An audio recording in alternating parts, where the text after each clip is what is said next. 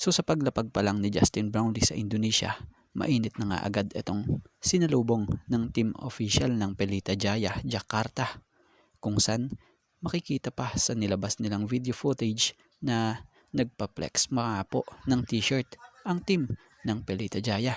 So bukod dyan, official na nga pong pumirma na si Justin Brownlee ng kontrata sa team. Sa mga hindi nakakaalam itong team na paglalaroan ni Justin Brownlee sa IBL na Pelita Jaya ay 3-time champion nga po sa IBL at talagang target pa nga nilang dagdagan pa yan sa pamamagitan nga ng pagkuha nila dito kay Brownlee. Si Justin Brownlee yung tipo ng player or import na sanay sa mga championship dahil ilang kampyonato na nga po ang naibigay nito sa original na team niya sa PBA sa team ng Ginebra. Tapos under Gilas Pilipinas, 2-time gold medalist pa nga po siya. So si Justin Brownlee ang pinakabagong player na pinapirma ng kontrata ng Pelita Jaya at inaasahang makakatandem or makakakampi niya nga sa team na ito ay itong former PBA import din gaya nila Thomas Robinson and KJ McDaniels.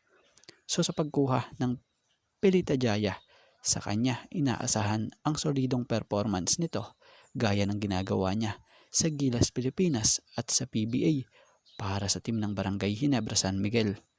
So bukod dyan, speaking of former PBA import na isa rin sa gaya ni Brownlee na humble at laging nagpapasaya at tumutulong dito sa ating bansa sa Pilipinas para sa mga mamamayan like Lester Papi Prosper.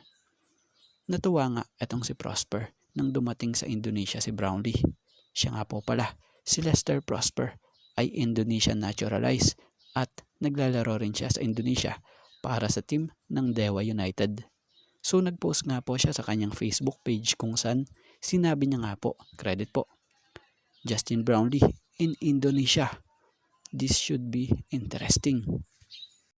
At bago nga ang lahat, baka naman po pwedeng makahingi ng isang subscription para sa ating channel or pakifollow na rin po kung nagustuhan nyo ang ating mga basketball update. At kung ito na may makakabigat para sa inyo, kahit isang like and share na lamang po. Maraming salamat po. Former Ginebra player, 29th round 2, number 10 pick na si Ken Salado. Inaming di niya inaasahan na mabibigyan siya ng spot para sa lineup ng Phoenix Super LPG Fuel Masters or Phoenix Fuel Masters. So yan nga ang inilabas na update ng Spin.ph by Jerry Ramos. So legit po na si Ken Salado ay hawak na ng Phoenix Fuel Masters. So di na natin pahabain pa, straight to the point na nga tayo. Kaya pala kinuha si Ken Salado ng Phoenix Fuel Masters ay kailangan niyang punan nito ang nawala sa Phoenix sa guard position dahil need talaga ng Phoenix ng guard dahil sa pagkawala ni Tyler Tio dulot ng injury na to.